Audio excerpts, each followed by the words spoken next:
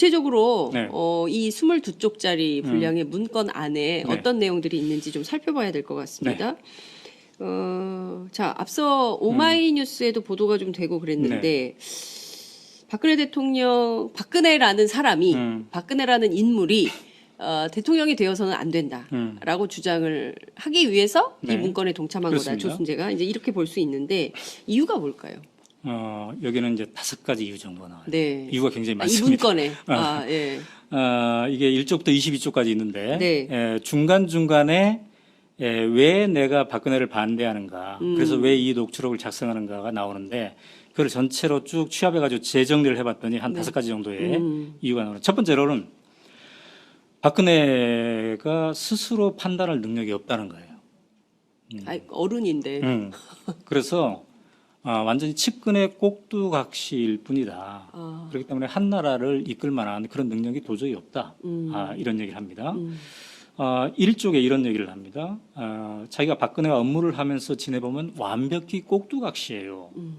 지금은 능력이 좀 생겼는지 모르겠지만 그 당시만 해도 완벽하게 아무것도 몰라요. 아무것도 능력 없는 것이 뭘 하겠다고 설치어 되는지 이렇게 이제 시작을 하는 거예요. 예. 그다음에 이 완벽하게 꼭두각시라는 표현이 3차례에 걸쳐서, 그러니까 2쪽에도 나오고 20쪽에도 이렇게 나옵니다.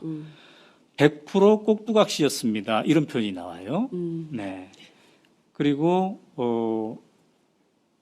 나한테 뭔가를 물어보면 이렇게 쏙닥거려주면 그게 한자도 틀림없이 그대로 말을 하게 된다. 이런 표현도 나오고요. 한나라당 당대표 한다고 설칠 적에 누구하고 만나서 무슨 얘기 어떻게 할지 거꾸로 나에게 다 물어볼 판이었다. 이런 얘기를 하는 거예요. 그러니까 박근혜 대통령이 한나라당 대표를 할 때 오히려 조순재한테 물어보고 네, 뭔 말을 어떻게 해야 되느냐. 무슨 말 해야 되나요? 물어보고 검사받고 네. 그 얘기를 했다 이거예요. 요즘 특검 조사에서 이른바 그러니까요. 정호성 파일에 네, 보면 네. 최순실 씨가 네. 박근혜 대통령이 수석 비서관에 의해서 뭔 얘기를 어떻게 할지를 그렇죠. 지시하는, 예. 제시하는 그렇습니다. 이런 게 예. 나오면 또 그대로 얘기되고. 예. 근데 그게 놀랍게도 예. 최순실한테만 그런 게 아니라는 거잖아요. 조순재와 박근혜 시대 이게 1980년대 초반, 네. 중반 이런 시대이지 않습니까? 네. 더 멀리 올라가면은 70년대 네. 후반 시대이고 예. 이제 그때부터 이런 상태였다라는 거죠. 네. 그리고 두 번째는 어떻게 했습니까? 두 번째는 이제 이 박근혜라는 인물 자체가 너무 미스테리하다는 거예요. 자기가 측근으로 그렇게 오랫동안 모시긴 했지만 네. 한마디로 너무너무나 인생살이가 미스터리해서 이런 사람이 대통령이 되면 나라 자체를 미스터리로 끌고 갈 것이다.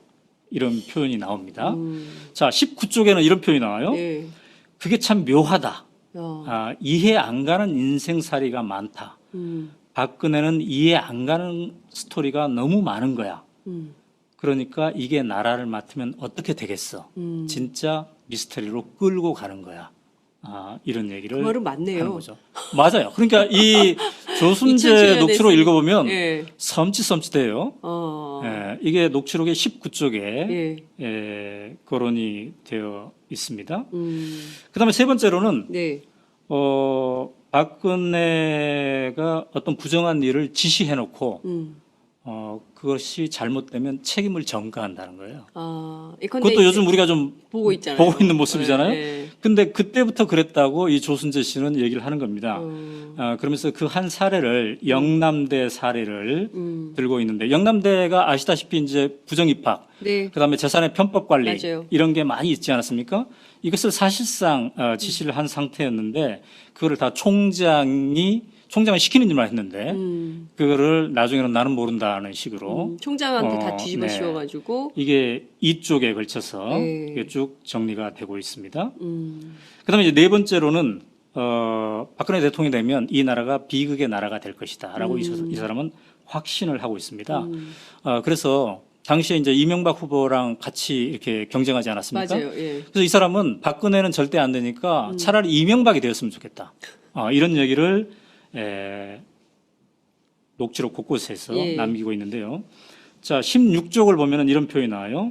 MB, 그러니까 이명박이죠. MB가 되어야 한다는 것이 내 국가가 아니다. 나라 안 잃으려고 하는 소리야. 그러니까 박근혜가 되면 나라를 잃는다는 소리죠. 예, 그래서 우선 나는 저거, 그러니까 박근혜죠. 저거는 안 되겠다 이거야. 이런 표현이 예, 나오는 거죠. 그다음에 MB를 제껴놓고 만약에 박근혜 대통령이 되면은 한 방에 가버린다. 이런 표현이 나옵니다. 예, 그러면 참 비극의 나라가 된다. 그러니까 너무 약점이 많기 때문에 네. 한 방에 갈 수 있다는 얘기예요. 그래서 이제 이 녹취록을 작성한 5번째 이유가 이어집니다. 네. 그 5번째 이유는 뭐냐면 네.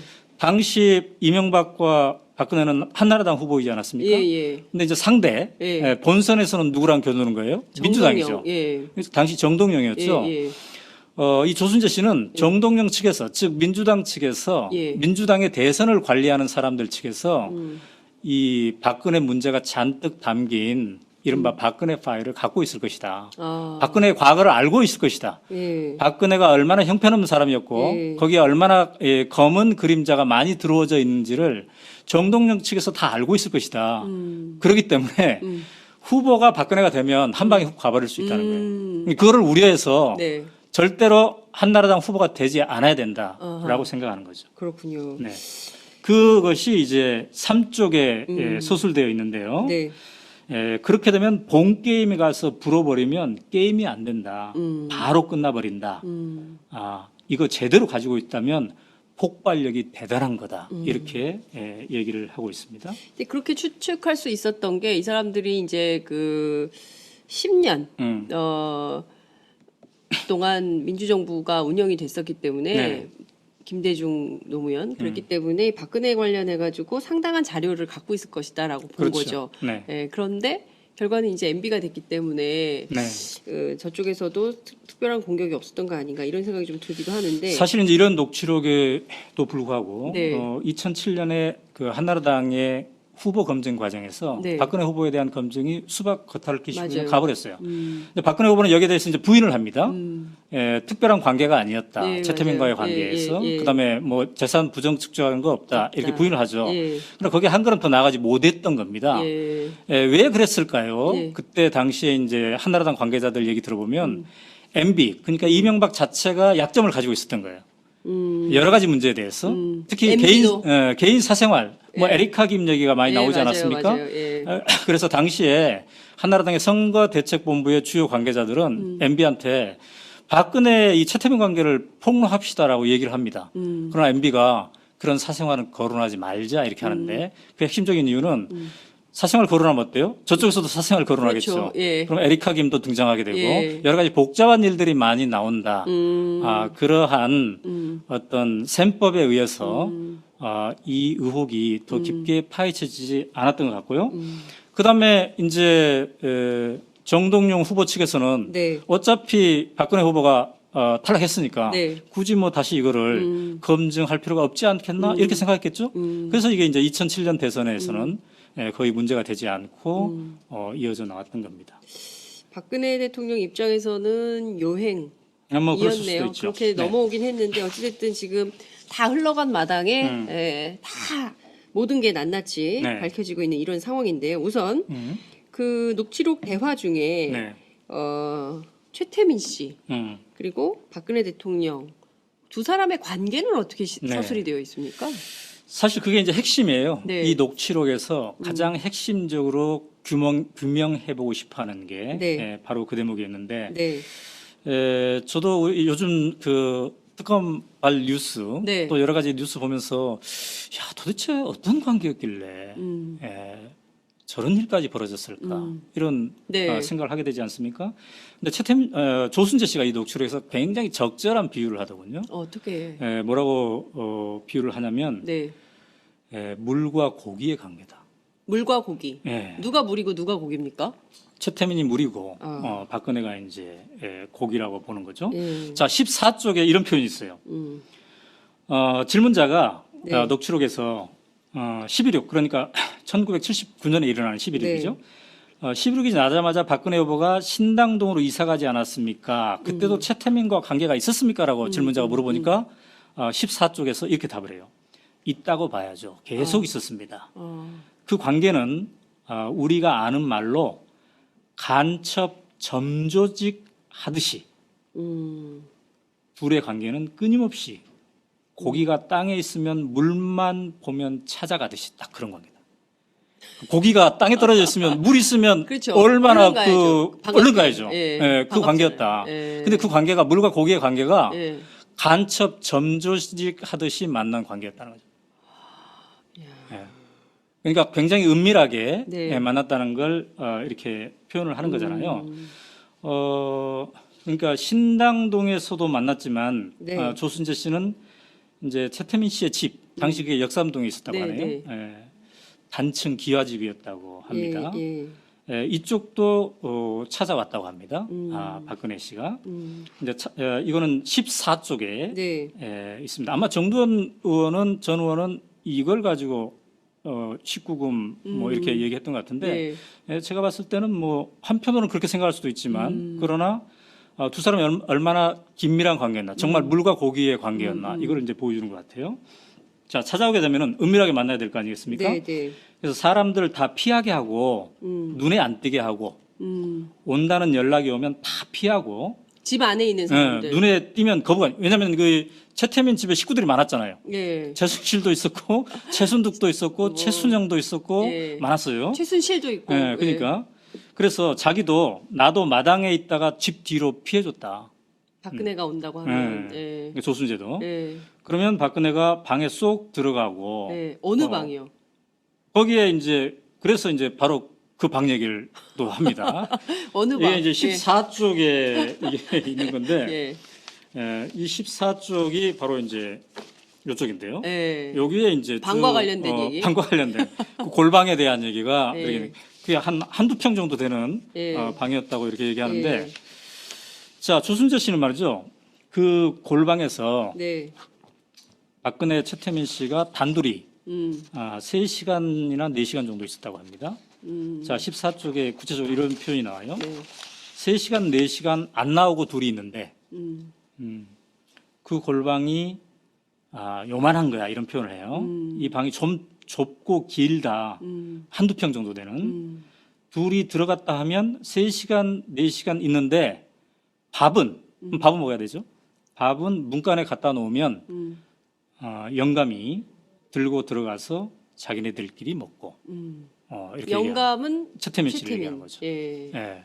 그러니까 그렇게 긴밀한 관계였는데 그러면 과연 몇 번이나 왔을까라고 그 예. 질문자가 물어봤더니 네. 한 달에 몇 번이나 왔습니까? 그랬더니 자주 왔다. 이런 표현을 이렇게 하더군요. 네. 근데 그 회의를 했을까요? 뭐 심층 토론을 할 수도 있죠. 네, 심층 우리 토론을. 옛날에 시국 걱정하면서 네. 카페에서 예. 특히 그때는 수배당할 우려가 있었기 때문에 예. 80년대 초반 예, 전두환 예. 정권에 예. 아주 은밀한 골방에서 예. 서너 명이 토론하고 그런 적도 있었죠. 예. 그렇군요. 이제 일부에서는 박관천 경정이 네. 그 얘기한 거 보면 이게 남녀 관계를 보고서 암시한 그런 네. 대목도 있지 않겠습니까? 네, 네. 근데 이제 두 사람의 나이는 네. 거의 40살 차이가 나거든요. 그렇군요. 그렇기 때문에 네. 그렇게까지 생각할 필요가 있을까 하는 생각이 드는데. 근데 궁금한 것이요. 네. 뭐 시국 토론을 했을 리는 없고 굉장히 자주 간첩 점조직 하듯이 와가지고 최태민을 만났다는 거잖아요. 네. 제 생각에는 그 부인도 있고, 네. 그죠? 그 임선희 씨 부인이 있잖아요. 5번째 부인이긴 하지만 맞습니다. 부인도 있고, 그리고 애들도 있고. 그런데 밥은 또 누가 날라다 줬을 거 아니에요? 네, 네, 네. 그러면 이게 좀 그 정상적인 가정에서는 맞아요. 이렇게 할 수가 없잖아요. 그래서 어떤 이제 아줌마가 자꾸 오는 거잖아요. 그래서 이 14쪽에서 네. 그 질문자가 얘기를 합니다. 네. 그 식구들이 많이 있을 텐데, 네. 그 부담을 느끼지 않았을까 네. 이런 얘기를 했는데, 네. 조순재 씨는 이 녹취록에서 어떤 표현을 쓰냐면 감수했다 이런 표현이 나와요. 감수? 뭘 감수? 그런 장면을 감수했다, 감내했다. 왜냐하면 네. 표현이 이제 엄청난 대통령의 딸이다 이런 표현이 나오고 그다음에 엄청난 돈에 감수하는 거지 이런 얘기를 합니다. 그러니까 조순재 씨는 최태민이 박정희 대통령이 남긴 돈, 그래서 박근혜의 소유가 되었을 법한 그 뭉치돈 이거를 관리하는 역할을 바로 최태민이 했기 때문에 그리고 그 덕분에 이 집안이 굉장히 찢어지게 가난했다고 하지 않습니까? 네, 이 녹취록도 나와요. 얼마나 예. 가난했는지. 예, 예. 굉장히 가난했대요. 예. 근데 이런 사람들이 엄청난 돈을 가지고 이게 혜택을 누렸기 때문에 예. 이 두 사람의 특별한 관계를 보고 예. 식구들이 예. 아내는 아내대로 식구들이 여러 가지 불편하고 쑥덕거렸지만 감내할 수밖에 없었다. 감수라는 표현이 나옵니다. 감수할 수밖에 없었다. 이런 표현이 나오는 거죠. 그러니까 이 둘의 특별한 관계가 예. 골방에서 서너 시간 같이 있을 관계잖아요. 예. 시국 토론을 했는지 어떤 종교적인 어떤 행위를 했는지 네. 또 다른 행위를 했는지를 모르겠으나 근데 이것이 단순히 이런 밀접한 관계만 국한되지 않고 돈까지도 관리하는 그 관계로 이어진다는 거죠. 정두원 전 의원이 그 팟짱에 출연을 해서 했던 얘기의 핵심은 네. 그 유경수 여사 사후에 네. 그 최태민 씨가 박근혜 대통령에게 접근을 해서 그 꿈에 네. 나왔다 유경수 여사가 뭐 이러면서 접근을 해가지고 실질적으로 박정희 전 대통령 사후에 그러니까 이제 그 이를테면 그 집무실에 있었던 돈 이외에 네. 박정희 전 대통령의 이른바 통치자금 뭐 이런 것까지 다 포함해서 누가 문을 열어줬겠냐. 그러니까 청와대에서 문 열어서 그 돈을 가져갈 수 있게 한 사람은 박근혜 대통령이다. 이런 얘기를 했거든요. 네. 그러니까 최태민 씨 일가가 아주 오래전부터 이른바 박정희 전 대통령의 통치자금 플러스 알파 그러니까 박근혜 대통령을 그렇죠. 통해서 그런 걸 다 관리했다. 이런 주장을 했습니다. 그 네. 문건에도 그런 내용이 나옵니까? 네. 일단 그때 이제 그 구국 봉사단 네. 혹은 구국 선교단 네네. 한마음 봉사단 이게 다 같은 이름이에요. 네. 시기별로 이름을 이제 바꿔가는데 이때부터 조순재 씨는 이 녹취록에서 돈천지였다고 그래요. 집안이. 돈천지. 집안이. 감당해낼 수 없는 돈천지였다. 예. 18쪽에 이런 표현이 나오네요. 그땐 돈천지지. 돈 많았어. 우리나라 재벌들이 다 냈어요. 그러니까 요새 예. 그 미르재단, 예. K스포츠재단 뭐 예. 이런 것에 재벌들이 예. 혼납하는 예. 객출해서 내는 그런 거랑 똑같은 장면이 그때도 있었던 거예요. 그러니까 그때는 예. 구국봉사단의 예, 이름으로 그렇죠. 돈을 낸 거고 예. 재벌들이. 그때 당시에 이제 박근혜는 총재, 예. 그다음에 최태민은 명예훼손. 비선실세. 비선실세. 예. 뒤에서 어. 이렇게 하면서 실질적으로 다 조종하는. 예. 자, 그래서 질문자가 이렇게 얘기합니다. 18쪽에서 구국 선교단 돈 관리는 누가 했습니까? 네. 조순재의 답은 돈은 철저히 최가 다 관리했습니다. 최태민. 근혜가 그렇게 시키고 절대로 누구 맡기지 말라고 했다. 그네가. 다른 사람. 절대 누구 맡기지 말고. 조순재 씨는 그 파일에서 박근혜 대통령을 근혜라고 근혜라고 부릅니까? 표현합니다. 아, 근혜. 근혜.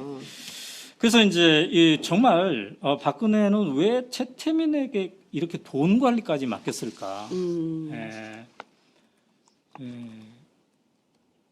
그래서 질문자가 이게 정말 이해가 안 된다. 이러니까 최태민은 7쪽에서 자기도 불가사의다. 정말 불가사의한 점이 많다. 이렇게 얘기하면서 나름대로 분석을 8쪽에서 합니다. 네. 첫째, 박근혜가 누구한테 믿고 할 데가 없었다. 그다음에 JP하고도 등졌잖아요. 그럽니다. JP는 김종필을 얘기하는 겁니다. 예. 전 국무총리였고 사촌 형부가 되는 거죠. 네. 박근혜에게는. 그리고 당황하기도 하고 돈이 많으니까 당황하겠죠. 네. 또 그리고 능력도 안 되고 경험도 안 되고 사회 경험이 전무하지 않습니까? 이런 표현을 합니다. 그러니까 사회 경험이 전무하고 네. 외롭고 함께 해줄 사람도 없는 상태였고 그다음에 그런 상태에서 조순재 씨는 이렇게 이어가는데 둘의 관계는 끝없이 험악한 관계였기 때문에 험악한 관계. 돈까지 맡길 수 있었다. 그러니까 이제 이런 표현이 나와요. 우리 속된 말로 뭐 끝없이 험악한 둘의 관계이다 보니까 돈이 몽창 굴러왔다고 봐야지. 그건 관리 차원도 있고 복합적인 여러 요인이 있겠지 이런 표현합니다. 그러니까 미스테리한 관계를 험악한 관계라고 미스테리한 얘기한 그런 거라고 볼 수가 있겠습니다. 자, 그래서 이렇게 하니까 이제 질문자가 묻습니다. 네. 참 묘하다. 어떻게 돈까지 만나냐. 어떻게 그렇게 마음을 한꺼번에 살 수 있었을까. 네. 그래서 질문자가 이렇게 물어요. 최태민은 참 대단한 사람이었습니까? 정말 우리도 놀라운 능력이 있는. 우리도 예. 궁금하죠. 예. 여기에 대해서 조순재 씨의 답이 예. 참 재밌어요. 예. 17쪽인데 예. 대단하죠. 여자에 대해서는 이런 표현이 나옵니다. 그러니까 그 여자들의 마음을 사로잡는 예. 그 점에 대해서 굉장히 대단하다. 이런 표현을 이제 하는 건데요. 근데 이제 이 대목과 관련해서 사실 그 김재규의 중앙정보부가 네. 요즘으로 따지면 중앙정보부는 이제 국정원이라고 볼 수 있죠. 국가정보원이죠. 네, 국가정보원. 김재규의 중앙정보부가 당시에 최태민과 박근혜의 관계 문제점을 인지하고 네. 1979년에 그러니까 11.6 사건이 나기 직전에 네. 본격 조사를 합니다. 그래서 보고서를 작성하는데 네. 바로 그 보고서가 이제 이 보고서예요. 그 중정 문건입니까? 네, 이거는 이제 중앙정보부의 문건이에요. 예. 이것도 약 이제 20여 페이지가 되는 예. 이런 문건인데요. 여기는 이제 최태민이 누구인가에서부터 시작돼 가지고 각종 비리 사항들 그리고 여자 관계들 예. 이런, 최태민의 여자 관계. 이것도 이제 나오는데 예. 조순재 씨가 여자에 대해서는 참 대단하지 않았습니까? 이렇게 얘기하잖아요. 네. 근데 그 대목을 암시할 수 있는 해석이 될 수 있는 네. 그게 이제 여기에 나와요. 어떻게 나와 있습니까? 중앙정보. 거기? 근데 제가 이제 말로 옮기기에는 너무 민망해요. 참 민망한 그런 것들이 많은데 오늘은 조순재 녹취록에 대해서 얘기하기로 했기 때문에 이건 나중에 따로 또 한번 해볼 수가 별도로, 있는데 제가 보니까 이 녹취록이 작성된 시점에서 최태민 씨는 66세였어요. 그 시점 그 시점에 66세. 1979년 당시에 66세. 네. 예. 근데 여기에 이제 거론되는 여성이 예. 12명이 거론됩니다. 12명이 거론되는데 이 중에 제일 나이가 많으신 분이 51세 당시. 그다음에 제일 나이가 어린 분은 이제 27세. 이렇게 돼 있어요. 그러니까 다양한 여성들하고 관계가 있었다고 당시 중앙정보부는 조사를 했는데 물론 이게 이제 어느 정도 사실인지 우리가 알 길은 없죠. 굉장히 오래된 시간이고 또 이 중앙정보부의 조사를 재검증할 수 있는 방법은 없단 말이죠. 그러나 당시에 중앙정보부가 만든 이 파일을 보면은 오늘날 이 여자 문제 빼고 이 각종 비리, 사기 이런 인사청탁, 뭐 인사 개입 이런 것들을 보면은 우리가 요즘 뉴스에서 최순실이 국정농단을 하면서 겪었던 그 모든 것이 여기 다 담겨져 있습니다. 그 모든 사례들이. 그래서 당시에도 박근혜를 앞세우고 최태민은 이른바 비선실세가 되어서 뒤에서 이런 행위를 했다고 봐야 되지요. 어쨌든 주한미 대사관이 2007년 한나라당 경선 때 혹시 박근혜가 대통령이 될지도 모르니까 본국에 보고를 하지 않습니까? 부대사가 보고를 해요.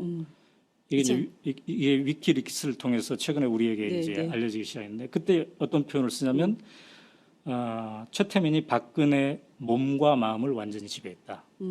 이런 표현이 나오죠. 요거를 우리는 액면 그대로 잘 이해가 안 되지 않습니까? 그러나 이게 역사적으로 이 조순재 녹취록을 쭉 보다 보면은 이게 어떤 정황을 얘기하는 것인지 이게 우리에게 이제 알려지게 되는 건데요. 이제 제가 볼 때 이 역사를 거슬러 올라보니까 분명한 것은 박근혜가 첫 만남에서부터 최태민에게 빠져든 건 사실입니다.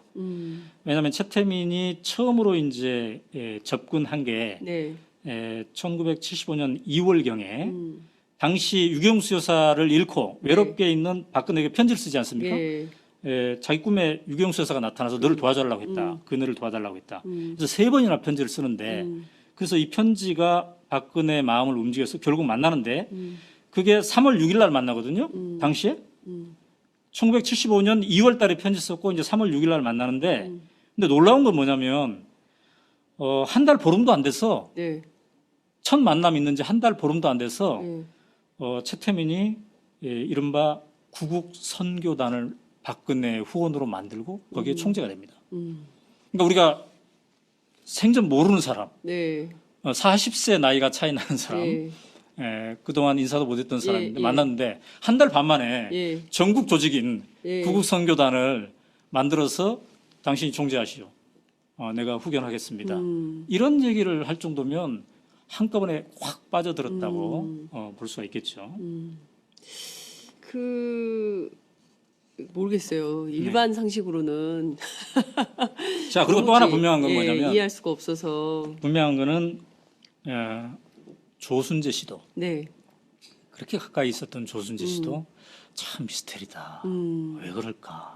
이런 얘기를 막 하잖아요. 네, 네. 그 힘이 어디서 나올까? 네. 도대체 네. 박근혜 뭘 알고 있길래 그렇죠. 어떤 힘을 움직였기에. 예. 근데 분명한 것은 예.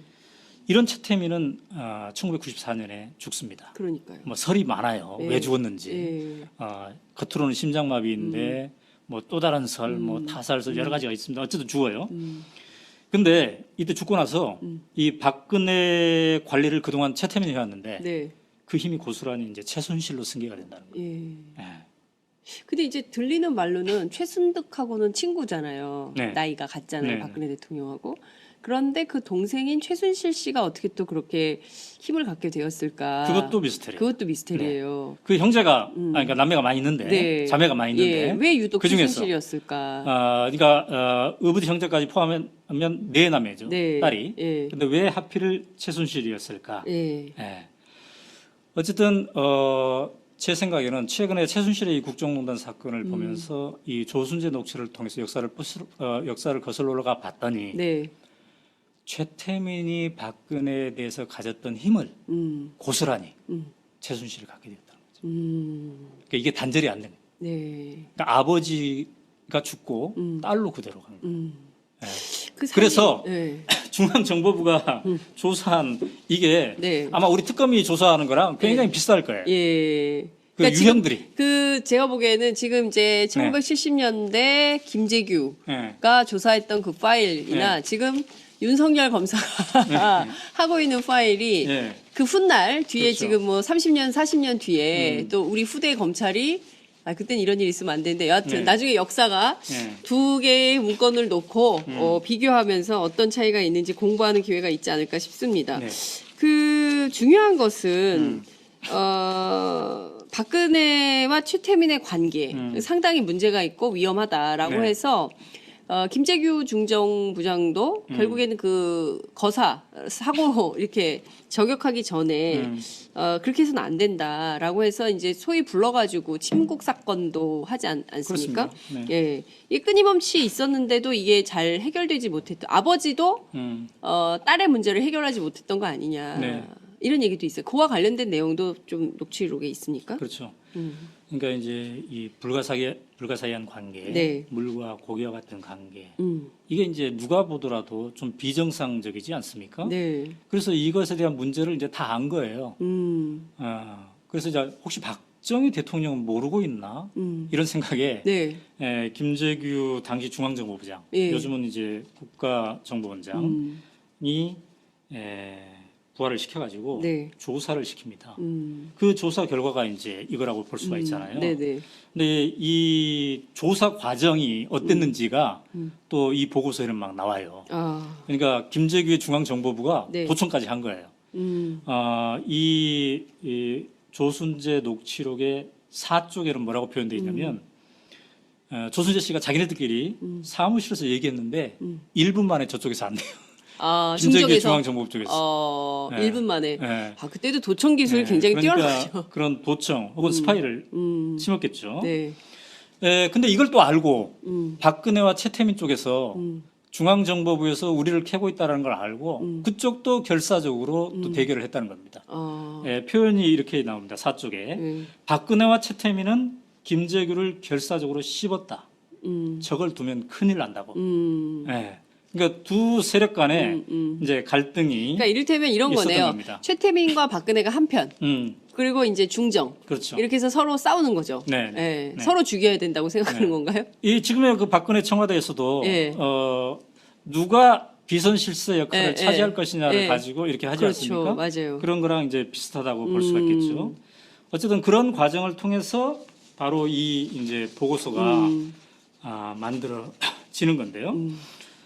이 보고서를 이제 박정희 대통령이 어쨌든 구두로는 듣고 네, 정말 사실인지 믿기지 않잖아요. 네. 그래서 이른바 이제 친국을 합니다. 예, 불러요. 왕이 예. 직접 예. 전에 이제 자기와 관련된 예, 친족이나 부하나 특별한 이 관리를 이제 이른바 조사하는 거잖아요. 예, 근데 그 자리에서 예, 중앙정보부의 국장도 배석하고 그랬는데 이 조순재 녹취록에 의하면 네, 네. 중앙정보부가 다 조사를 했는데 그 자리에서는 증거를 못 낸다는 거예요.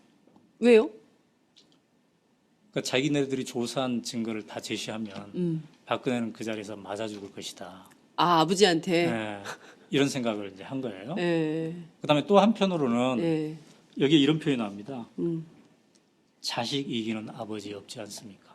음, 그러니까 자기네들이 증거를 제시했는데 네, 우리 그네한테 물어보니까 이게 사실이 아닌다고 하는데 너는 왜 거짓 정보를 가지고 이렇게 얘기하느냐 하면 작살나는 거예요. 이 중앙정보부 조직이. 예, 그러니까 이러지도 못하고 저러지도 못하니까 애매하게 예, 예. 이거를 이제 버무렸겠죠.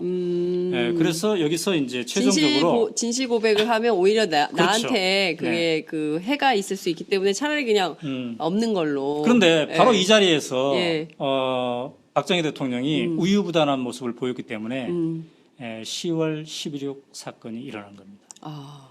김재규가 총으로 이제 쏴서 죽이는 거죠. 예. 물론 김재규의 육성 녹음 최후 예. 진술서를 지금 들어보면 예.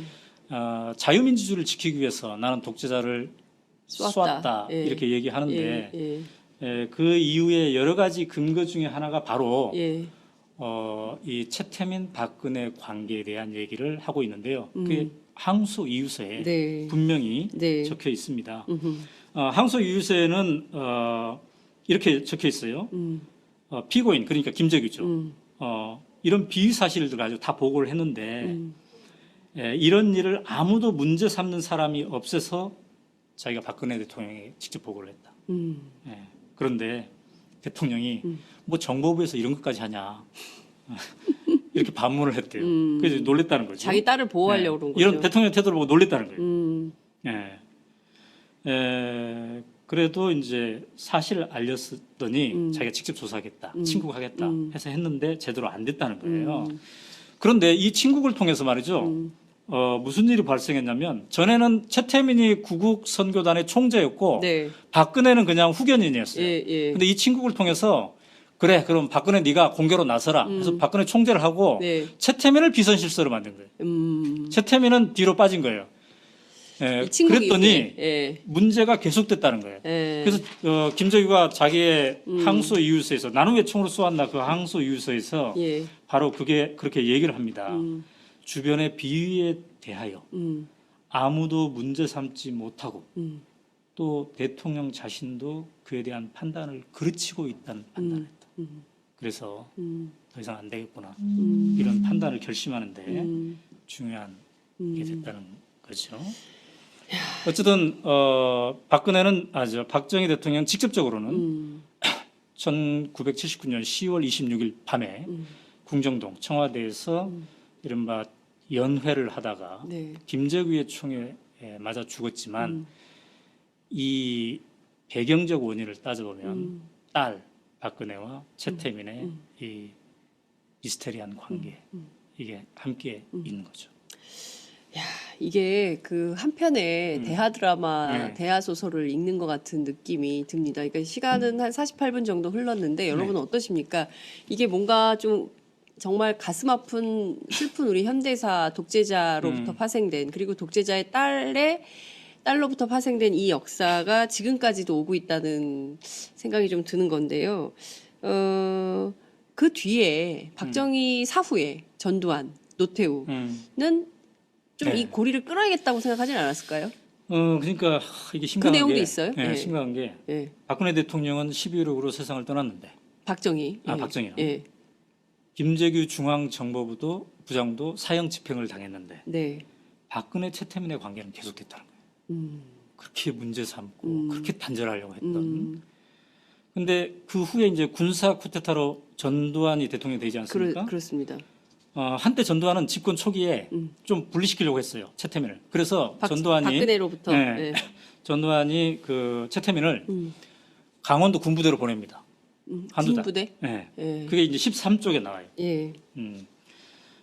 박통 죽고 나서 전두환이가 군부대를 보내고 그랬는데 그러나 본격적으로 그네는 절대 건드리지 않았다. 신성시했다. 전두환이 예, 그네를 그네는 신성시했다. 건드리지 않았다. 예. 그 친구들이 재산 관계니 이런 거 조사한 거 없어요. 그때 조사를 했으면 많이 나왔을 텐데 이렇게 13쪽에 적고 있습니다. 그러니까 전두환의 입장에서는 최태민을 잠시 군부대에 한두 달 갖다 두면 좀 격리도 되고 그러면 또 이제 멀어지지 않을까 이런 생각을 했는데 그렇지 않았다는 거고요. 그다음에 전두환의 입장에서는 박정희 대통령 하면은 자기의 이제 군의 네. 선배이기도 하고 네. 굉장히 자기가 존경하는 이런 사람이었잖아요. 그의 딸 얼마나 또 이게 신성시했겠습니까? 그래서 함부로 예. 대하지 못하는. 노태우 때도 마찬가지였죠. 아까 그 가계도 보여줬습니다만 이 네. 가계도는 잘 그렸는데 예. 그 어떠한 후의 액션도 하지 않았던 거죠. 그렇기 때문에 우리가 아까도 얘기했지만 11.16 사건이 벌어져서 전두환 대통령이 돌아가신 다음에 청와대 금고에 약 6억 원에 달하는 돈이 있었다고 하지 않습니까? 네. 이게 조순재 녹취록에도 이제 언급돼 있습니다. 그다음에 또 뭐 스위스 은행에 50억 네. 이런 얘기도 또 언급돼 있어요. 예. 이거는 이제 전후 관계를 우리가 좀 더 조사해 봐야 되겠습니다만 예. 이런 뭉칫돈 이야기가 거론이 되는데 네. 이 돈의 향방에 대해서 전두환 노태우 정권은 전혀 건드리지 않았어요. 그냥 놔둔 거죠. 그래서 그럼 그 돈이 어디 갔느냐? 네. 이걸 이제 요새야 우리가 관심을 갖고 찾고 있잖아요. 있는 거죠. 예. 거기에 대해서 이제 이 조순재 녹취록은 구쪽에다가 이렇게 적고 있습니다. 전부 계집애들이, 그러니까 최태민의 딸들을 얘기하는 거죠. 계집애들이 다 사돈의 8촌까지 전부 분산시켜 왔다 갔다 정신이 없었어요. 그러니까 최태민의 그 가계도 아까 보지 않았습니까? 그 가계도에서 가계도를 한번 다시 보여주세요. 그 사돈의 8촌들, 예. 그 사람들까지 재산을 분산시켰다. 이런 얘기를 이렇게 굉장히 하는 복잡합니다. 거죠. 어떻게 보면은 그 네. 롯데그룹의 지배 구조를 보는 것 같은 느낌이 좀 들기도 해요. 저 최태민의 가계도에서 가계도가. 이제 결혼을 예. 5번 하는데 예. 지금 그 최순실 사건, 예. 이 최순실은 이제 5번째 난 임선희 부인하고 난 관계고요. 이 우리가 얘기하는 지금 조순재 녹취록, 이거는 임선희와 엄마는 같지만 아빠는 다른 이 의붓아들 얘기를 지금 하고 있습니다. 그렇군요. 문제는 그 다음에 이제 YS, 그죠? 그리고 나서는 DJ, 네. 그리고 이제 노무현. 그렇죠. 그러니까 이른바 DJ와 노무현 민주정부 10년. 이때도 이 문제가 계속 이런 설들이 있었어요. 정치권 그렇죠, 설은 안에 많았죠. 최태민이라는 사람이 있는데 네. 뭐 근데 뭐 그건 뭐 약간 이게 성역처럼 이렇게 돼 있었는데 민주정부 10년간도 이 문제는 해소되지 않았던 거죠. 그러니까 않았죠. 오늘날 이렇게. 네. 그래서 김재규가 이제 항소 이유서에서 이렇게 박근혜 최태민의 문제가 많은데 이거를 아무도 문제 삼지 못하고 있다 이런 얘기를 하지 않습니까? 네. 근데 이제 그 세월이 그 후에도 계속 된 거죠. 이제 누구는 알지 못해서 이 문제를 거론하지 못했겠죠. 또 누구는 믿기지 않았어. 네. 어느 정도 뭐 이렇게 대충 알지만 아유 과연 그렇겠어.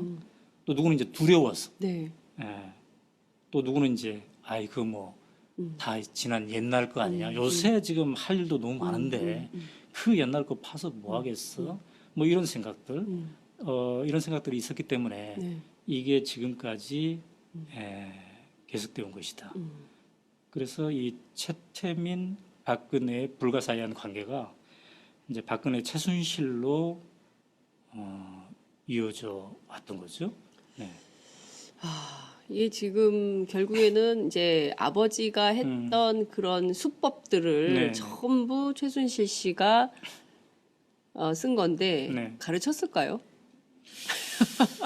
이렇게 글쎄요. 하라고? 그 뭐 엄마도 좀 미스테리. 임선희 씨가 사실은 그 선거를 그 돕잖아요. 이제 자루에 돈을 예. 담아가지고 예. 구국 선교단, 구국 봉사단, 한마음 봉사단 이때부터 이제 최순실 씨가 등장을 하죠. 등장하죠. 대학생. 예. 이 녹취록에 뭐라고 표현되어 있냐면 예.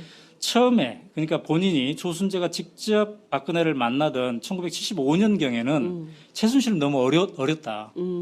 근데 이제 11.26이 나고 나서 어느 정도 머리가 커지고 이제 대화의 상대가 되기 시작했다. 이런 표현이 있습니다. 그러니까 그 아버지와 박근혜의 관계를 보면서 무엇이 박근혜를 움직일 수 있나 아하. 이거를 완전히 몸으로 그리고 문화로서 이게 체득하지 않았나 그리고 그 모든 것을 최순실이 가져가지 않았을까 이어가지 않았을까 이런 생각을 이제 해보는 건데요. 이제 안타까운 것은 그 사이에 민주정권 10년이 있었다는 거죠. 네.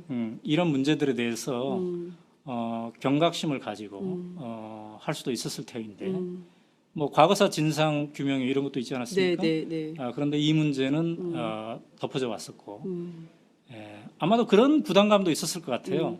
이제 박근혜는 박근혜가 아니라 네. 박정희의 딸 이렇게 그렇죠. 통하지 않았습니까? 예. 그리고 이제 박정희 정권, 박정희는 곧 우리 사회의 어떤 보수의 본산과 같은 네. 그런 건데 그 다 지난 옛날 이야기를 파헤쳐서 괜히 보수를 건드릴 필요가 있느냐. 그래서 이른바 정치 보복이라는 소리를 들을 필요가 있느냐.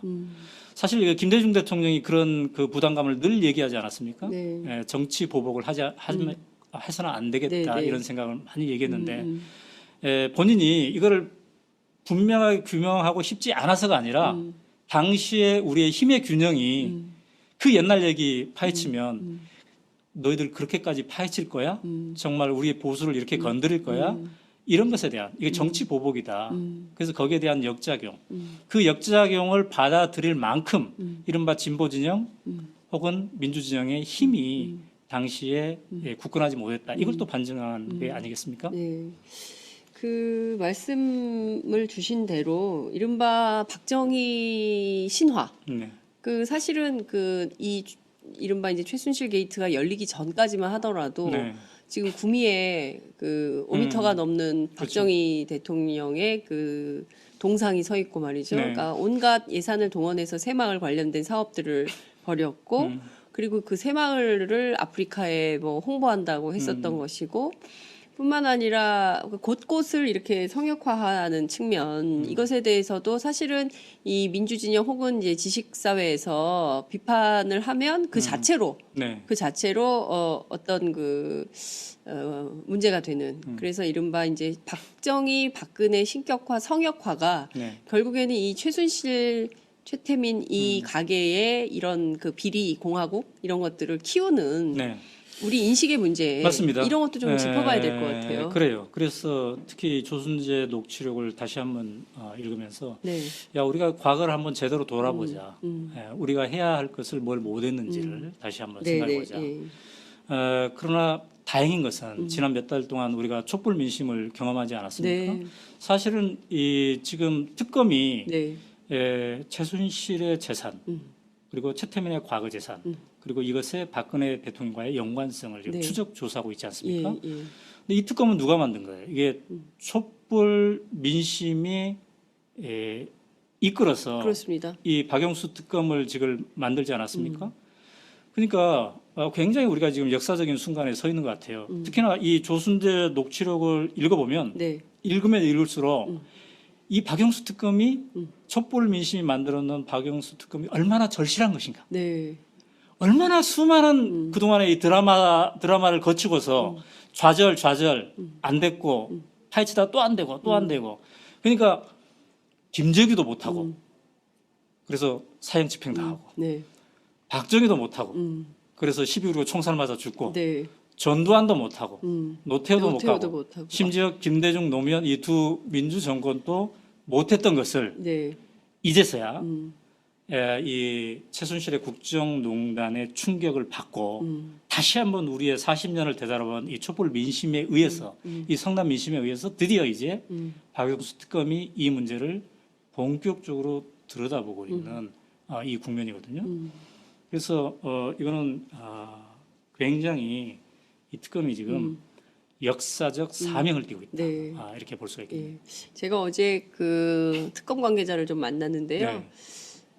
이런 역사적 사명, 소명 의식에 대해서 특검이 상당히 그 책무를 가지고 네. 내부 분위기가 고양돼 있다고 하더라고요. 그래서 새벽 3시 정도에 퇴근을 한대요. 특검 요새 네. 관계자들이 새벽 3시 정도에 퇴근을 하고 저녁 있는 삶이 없군요 지금. 그 새벽에 퇴근하는 사람들이 거죠. 그래서 거의 그 하여튼 뭐 그 특히 이제 그 박근혜 대통령이 특검 기간을 연장해 줄리 만무하다라고 네. 판단을 하고 정말 하루를 이틀 사흘인 것처럼 그렇게 한가하지 않게 일을 하고 있다. 그래서 모든 사안, 대한민국 지난 현대사에서 박정희, 박근혜 권력으로부터 제기된 수많은 문제들에 대해서 가급적 많이 들여다보려고 한다. 이런 얘기를 하더라고요. 네. 그래서 촛불이 좀 응원 촛불을 갈까요? 그랬더니 그런 건 됐다고 하더군요. 네. 네. 끝으로 이 조순재 파일을 쭉 취재하시면서 지금 이제 앞서 말씀을 좀 주셨지만 그 우리 국민들께서 조금 생각해봐야 되는 포인트, 네. 예, 시사점 이런 게 어떤 게 있을까요? 최근에 그 모든 언론들이 나서서 막 취재하고 있지 않습니까?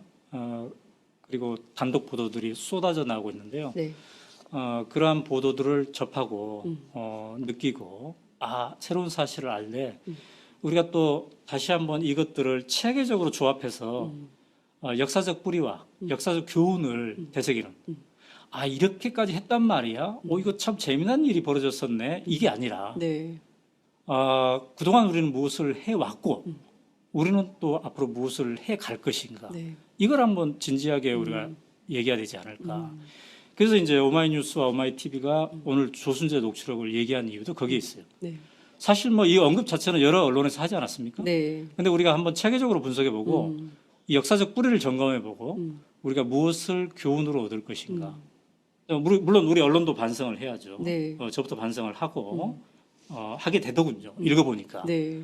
이 많은 일들이 우리가 촛불 현장에서 만난 그 문성근 전 대표도 네, 예. 그 얘기 했죠. 네, 그래서 제가 맞아요. 장윤선과 예, 예. 그 하는 토크하는 거 예, 봤는데 예, 그 현장에서 뭐라고 표현했더니 뭐 자괴감이 든다든가 예. 그동안 우리가 예. 이런 일이 벌어졌을 예, 때 우리는 예. 무엇을 했는가에 대한 예. 그래서 우리 모두가 다시 한번 생각하고 또 이 역사로부터 교훈을 얻고 새롭게 시작하는 그래서 우리가 이게 나라냐라고 하는데 이제부터는 그래 이게 나라다라는 걸 제대로 한번 만들어가는데 각자의 역할을 해야 되지 않을까 이런 생각이 드네요. 요새 국민들 저희가 이제 취재를 좀 해보면 권력은 원래 추악한 거고 그리고 자기들끼리 그 정경유착해서 네. 돈을 나눠 갖는 건 너무 당연한 거다. 그래서 뭐가 바뀌겠냐 우리 민초들의 삶에 우리 민초들이 뭐 바뀌겠어 그런 기대하지 말아라 네. 라고 하는 이른바 기득권층의 반발이 곳곳에서 있다고 해요. 그러니까 뭐 수많은 모임 뭐 이런 게 있을 텐데 그런 모임에 가면 꼭 그런 얘기 하는 사람들이 한둘 있다는 네. 겁니다. 그러면 안 되겠죠. 그렇죠. 예, 네. 1, 2월 국회에서 개혁 입법들 많이 만들어서 이번에는 반드시 바뀐다. 그렇습니다. 적폐가 청산된다. 이 역사를 네. 새로 써야 된다. 그리고 우리가 예. 주말에 촛불을 지금 10차 정도 네. 계속 이번 주 중계하면서 11차입니다. 예. 계속 중계하면서 늘 중심에 두었던 게 뭐냐면 정치권에 이걸 넘겨서는 안 된다. 이 시민의 힘이 네. 이 촛불 민심이 중심을 잡고 계속 이끌어 나가는 역할을 해야 된다. 이 얘기를 하지 않았습니까? 네네. 저는 우리가 길거리에서 그렇게 많이 얘기했는데 이 조순재 녹취록을 다시 읽어보니까 네. 바로 그게 무슨 얘기인지 아하. 다시 한번 그거를 네. 느끼게 되더군요. 네. 그래서 우리 시민들의 깨어있는 시민들의 이 힘, 이게 굉장히 중요하다. 시간이 다 됐습니다. 많이 지금 예. 오마이TV 예. 수습 기자들 면접 보러 가야 돼요. 예, 이제 마무리를 해야 될 것 같습니다.